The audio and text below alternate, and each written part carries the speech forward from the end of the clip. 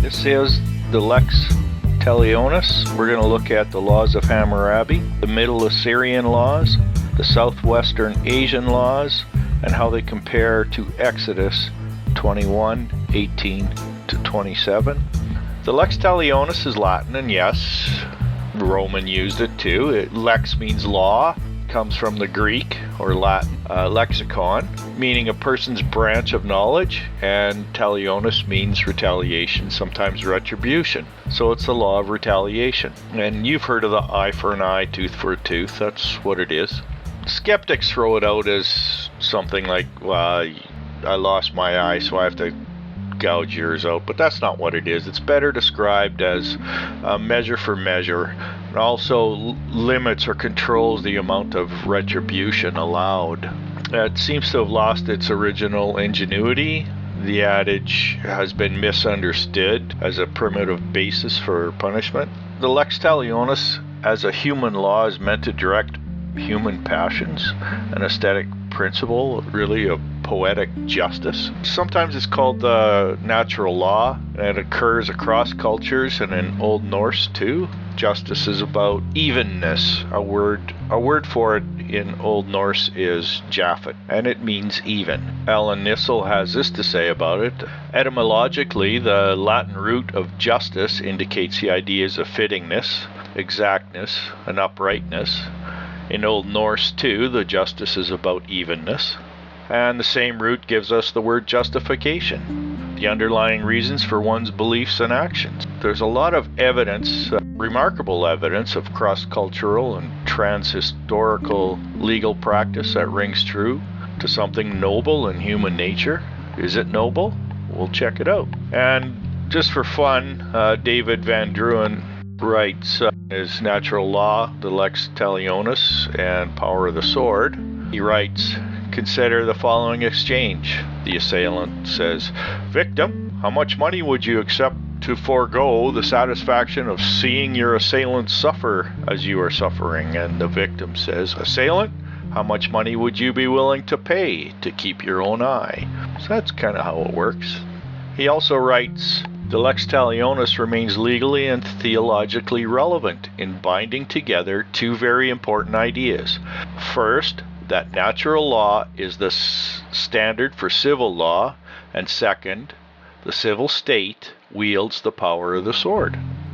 So just to get your minds thinking, Duff and Garland wrote in Introduction to Thinking About Punishment, they say, criminal justice theories seek to answer questions such as why should we punish, how much should we punish, how should we punish, whom we should punish.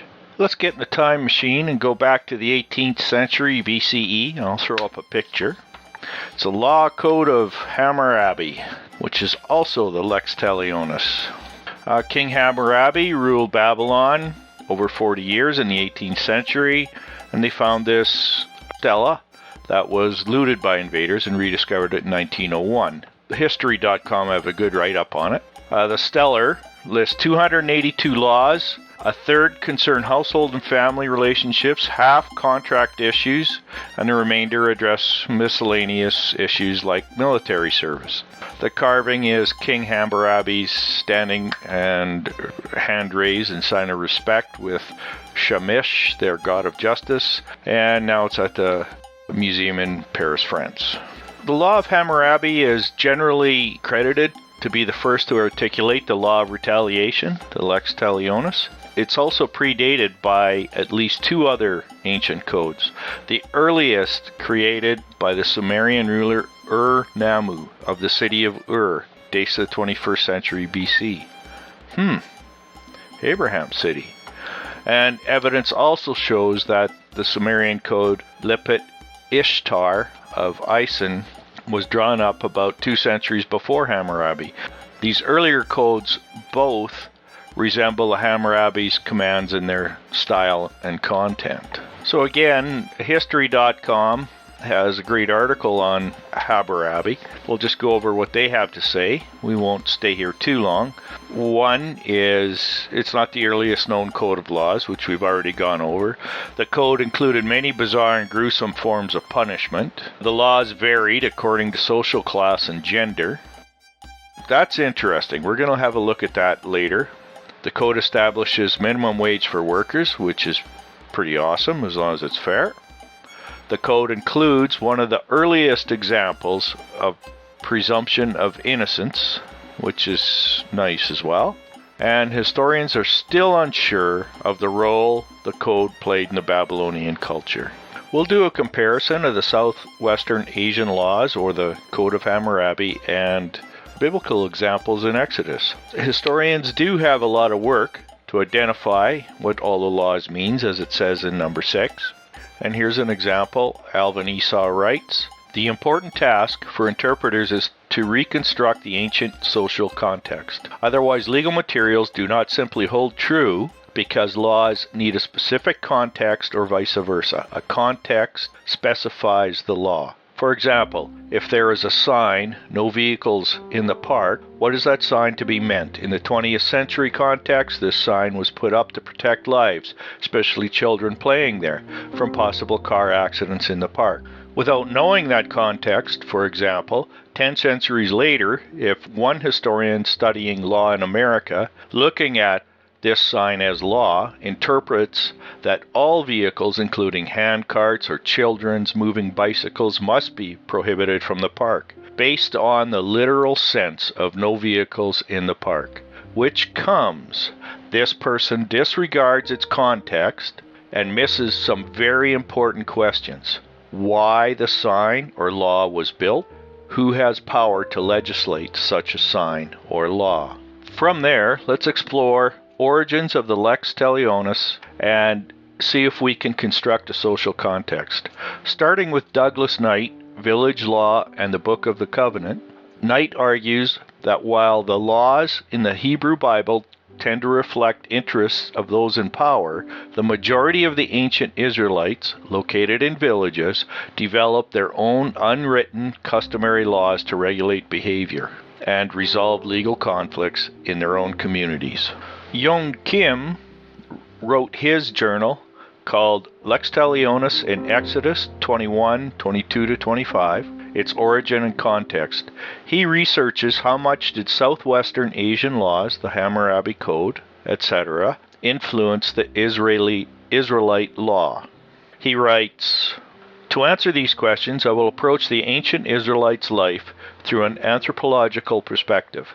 In other words, I will focus on their economic and social life to see how customary law of the Lex Talionis works in everyday lives.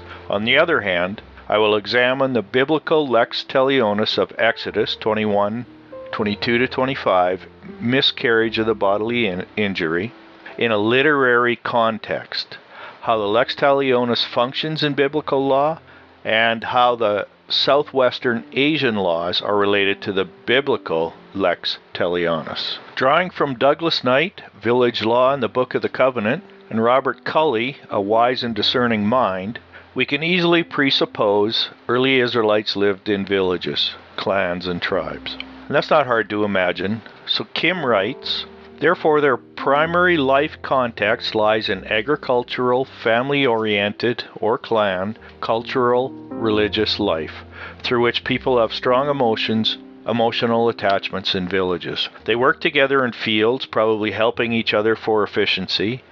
And in other words, the meaning of life lies in the community. They work, eat, drink, dance in the community.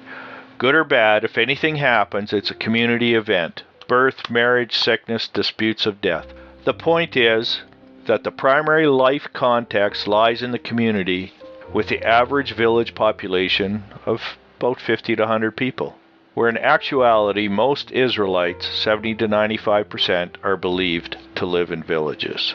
What does this emphasis on community suggest in relation to the basis or seat of the Lex Talionis? Given the small village context, the literal application of the Lex Talionis by equal retribution is hardly the case, because they know each other very well. Kim writes, "The function of the Lex Talionis would have been initially to avoid the unregulated revenge, but its primary role is supported in the victim's family with a virtual compensation. In other words, legal disputes will be dealt case by case by a consideration of the community welfare and individual costs. In addition, it would be almost impossible to apply the LT by equal retribution in a subsistence economy of agriculture, which depends on human labor and animals. The implication is that human labor must be preserved. Therefore, body parts such as eyes, nose, hands, feet are essential, not just for physical and social life, but for labor, power, for survival of family and community. This reality of life requires some sort of compensation for victims' family, so that they could continue their life. Therefore, the equal retribution through cutting off an offender's hand does not help victim's family or an offender. Likewise, the offender's family needs to maintain their social and economic life, even with difficult situations like this. Kim goes on, any possible unregulated retaliation against the customary law or compensation could lead to a warlike situation with hatred. How can the victim's family see the offenders walk by without a hand? In a closed community context, that kind of situation is hardly bearable psychologically. The literal application of the lex by equal retribution can be another form of injustice by ruining the other family in the name of equal retribution. If an offender does not have enough means to pay, he or she should sell one's labor to compensate. And selling one's labor is documented in the Old Testament. It's easy to see how a civilization with no insurance companies can have a servitude society. And he goes on. Furthermore, in villages, people know that equal retribution is not fair. Not every hand has an equal price. If a physician's hand were cut off by the penalty of the lex, people will know that that's not fair. Everybody's well-being in the village will be affected by this. So another important question about the lex is if social structure changes from a family or a clan-based society to a large social unit like a province, or I'll use a state. How would the Lex Talionis work in this situation? The danger of unregulated revenge or retaliation will be much higher than in a village context, because expectedly such a larger society gets difficulty to reach consensus between the parties, Buss writes. Their lack of mutual understanding about the customary law. If legal disputes occur between clans or tribes from the state level, it would be hard to regulate seemingly high hatred-ridden retaliations. A case like bodily injury could be treated as a criminal case. To carry on, Buss and Kim write, the implication that the larger society may be controlled efficiently from the privileged high-class point of view society, the status quo, should be maintained. Ooh. It is also equally highly possible that the compensation sense of the Lex Talionis could be abused by the wealthy or the powerful in a way that money can buy anything. Okay, let's get a little deeper. What are some of the important values and moral principles behind the practice of the Lex Talionis? In villages, a living spirit in communal life is strong so that people will handle any legal disputes with good rapport. That an impact on community life would be more meaningful with the value of honoring life. This value constitutes a symbolic application of the Lex Talionis with virtual compensation through the community spirit. Therefore, a derivative moral principle can be something like this. Share life, do not retaliate, help each other, live together in the community. Keep this in mind for later. John Van Setters, professor at North Carolina, suggests biblical law took a final form during exile, the fact of which suggests biblical law has a strong literary dependency on Babylonian law. In particular, the Lex Talionis of Exodus 21, verse 22 to 25 is similar in terms of structure, mood, and in terms of form, caustic law.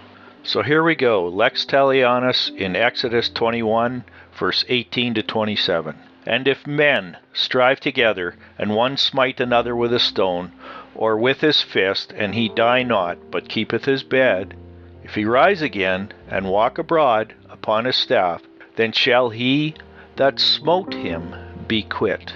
Only he shall pay for the loss of his time, and shall cause him to be thoroughly healed. And if a man smite his servant or his maid with a rod, and he die under his hand, he shall be surely punished. Notwithstanding, if he continue a day or two, he shall not be punished, for he is money. Verse 22, one of the toughest ones. If men strive and hurt a woman with a child, so that her fruit depart from her, and yet no mischief follow, he shall be surely punished, according as the woman's husband will lay upon him, and he shall pay as the judges determine.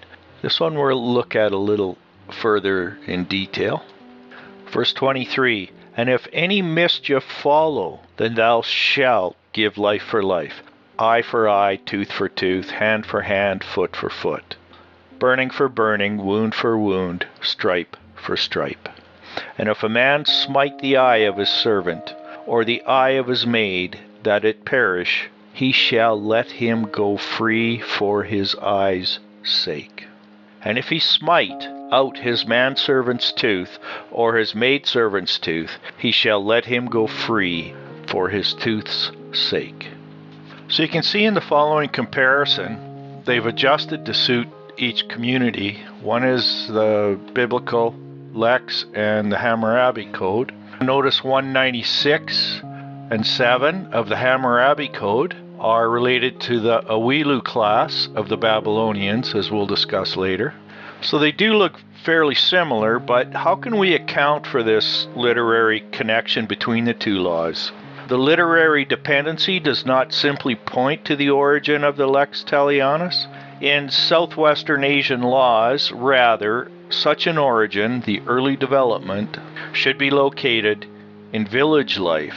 And certainly the form of caustic laws seem borrowed from the cuneiform of Babylonia, but the details of the Lex in Exodus significantly differ from those of the Hammurabi Code.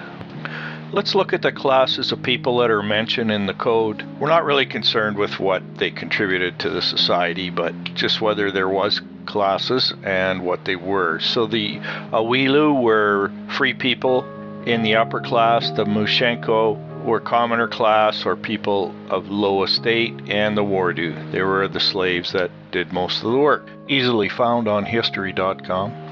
So young Kim has supplied the cuneiform law, so let's compare. This is the law of Hammurabi. If an Awilu strikes a woman of the Awilu class, thereby causes her to miscarry her fetus, he shall weigh and deliver 10 shekels of silver for her fetus.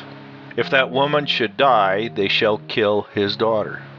If he should cause a woman of the commoner class to miscarry her fetus by beating, he shall weigh and deliver 5 shekels of silver. If that woman should die, he shall weigh and deliver 30 seconds of silver. If he strikes an Awilu slave woman and thereby causes her to miscarry her fetus, he shall weigh and deliver 2 shekels of silver. If that slave woman should die, he shall weigh and deliver 20 shekels of silver. The Middle Assyrian laws. If a man strikes another man's wife, thereby causes her to abort her fetus, a man's wife, some we can't see, and they shall treat him, and he treated her, he shall make full payment of life for her fetus. And if that woman dies, and they shall kill that man, he shall make full payment of life for her fetus. And if there is no son of that woman's husband, and his wife, whom he struck, aborted her fetus, they shall kill the assailant for her fetus. If her fetus was a female, he shall make full payment of life only. If a man strikes a prostitute, causing her to abort her fetus, they shall assess him. Blow for blow, he shall make full payment of a life. By having different punishments for different social classes, deeper class distinctions were created. In general, the code solidified an uneven balance in power.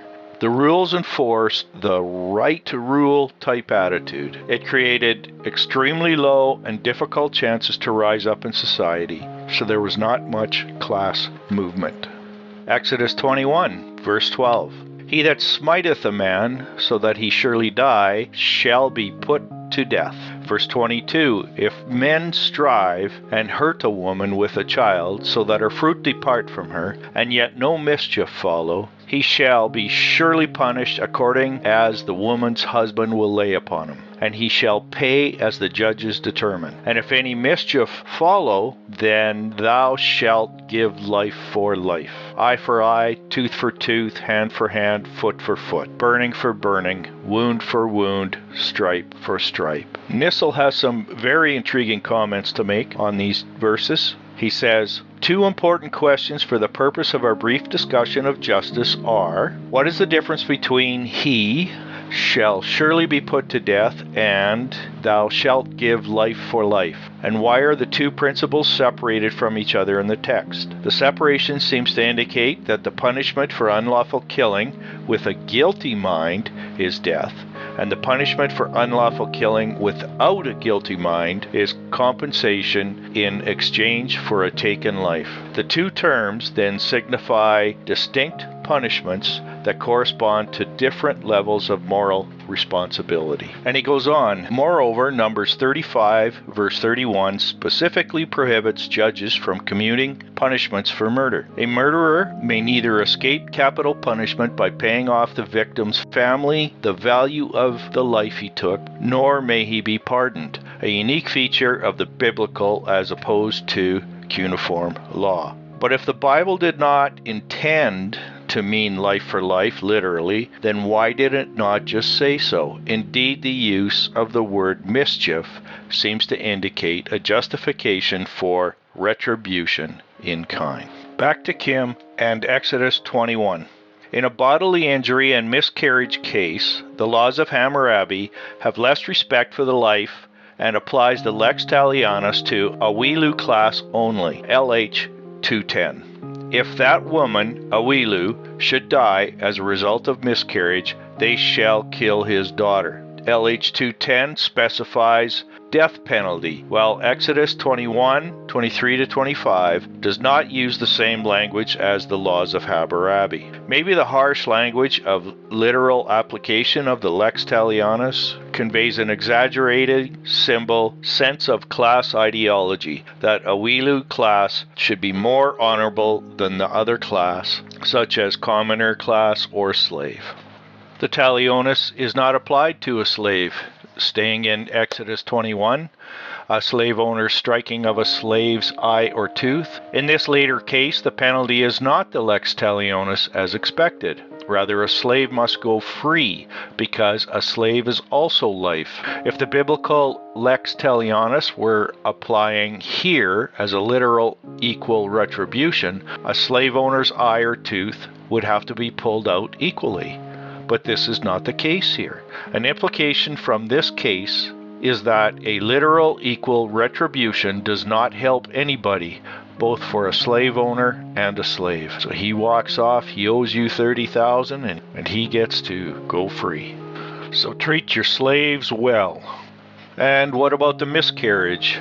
Kim tells us throughout the process in Exodus 21, verse 22 to 25, miscarriage is assumed. A fetus is not indicating full life yet. Thus, financial payment is a fine. Verse 22. If there is further harm, mischief to a woman, this is the case of bodily injury, like verse 18 to 19. Although some biblical passages seemingly express the idea of beginning a life before birth, for instance, Psalm 139, it's not the case here. Kim carries on. A figurative sense of the Lex Talionis comes out of the idea of life. Not a fetus, but a woman, is precious. This line of thought is consistent with 18 and 19 for bodily injury. And further commentary from Joam Sprinkle and his works, The Interpretation of Exodus 21 and Abortion, through the Lex Talionis.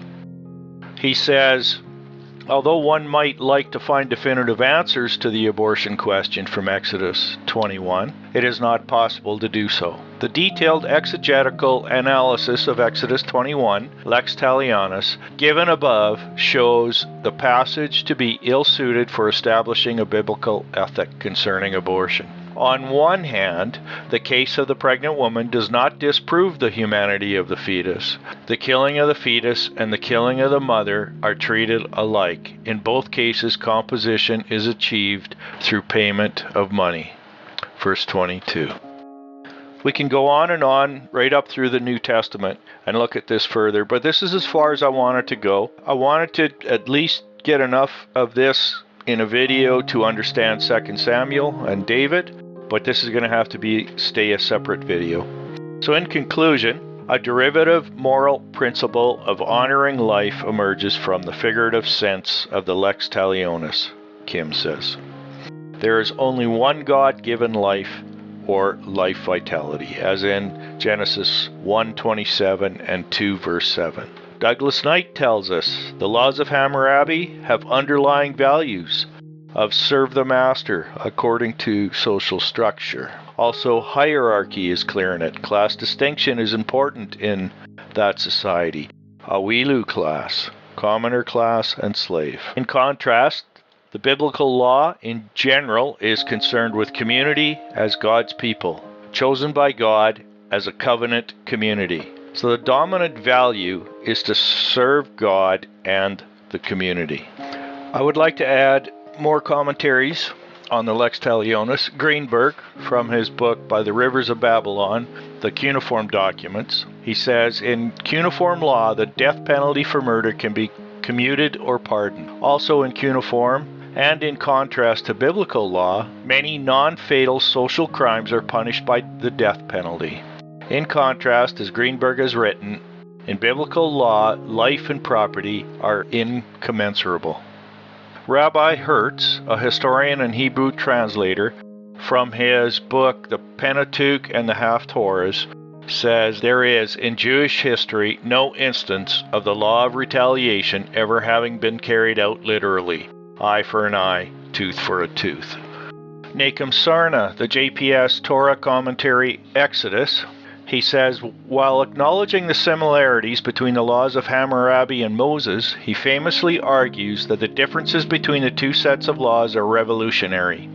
The Bible grants human life a unique, non-proprietary status. It is fundamentally more egalitarian. So what's my take on the Lex Talionis? I see biblical law honors life more than the Code of Hammurabi and Southwestern Asian laws. Biblical law is not based on a class system. The Bible does not expound a full theory of justice, but it does, however, invoke justice as an idea and iterate principles of justice. It draws on earlier law collections in their history, likely before record keeping may even be a necessity. Is it part of a fallen world? It opens up so many more questions. So what do we make of this? It seems true an offense triggers the justification for punishment or law of retaliation. The Lex Talionis seems to be a natural law and is expressed in a variety of ancient legal systems spread over time and in many cultures. While I'm only looking at an understanding of the Lex and not morality, it does emerge from an accepted, expressly known wrongdoing or a violation from one person to another. And it's plain to see this is where the line in the sand is. On one side is the objective violation that is accepted and expressly known throughout mankind, and on the other is a subjective interpretation of the justice retribution to create a just society, which is often perceived as our morality.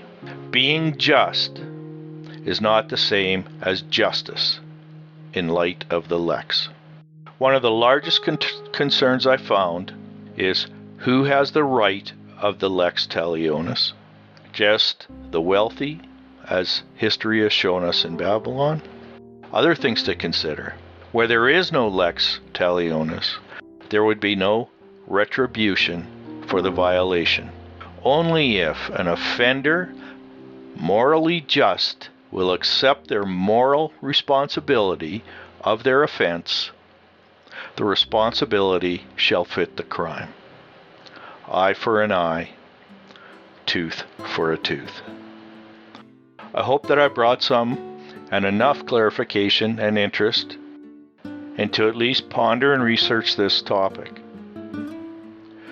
But one more thing I want to point out. Did Jesus dissolve the central principle of the Mosaic Law or fulfill it? Matthew 5:17 in the NIV says, "Do not think that I have come to abolish the laws or the prophets. I have not come to abolish them, but to fulfill them." And then he goes on in Matthew 5:38-42.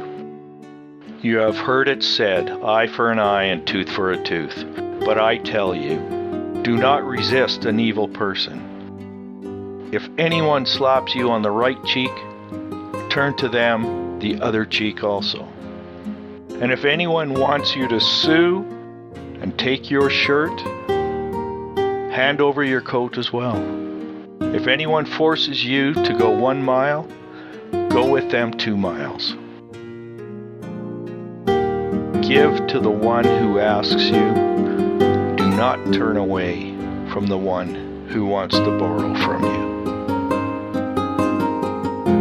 Thank you for listening.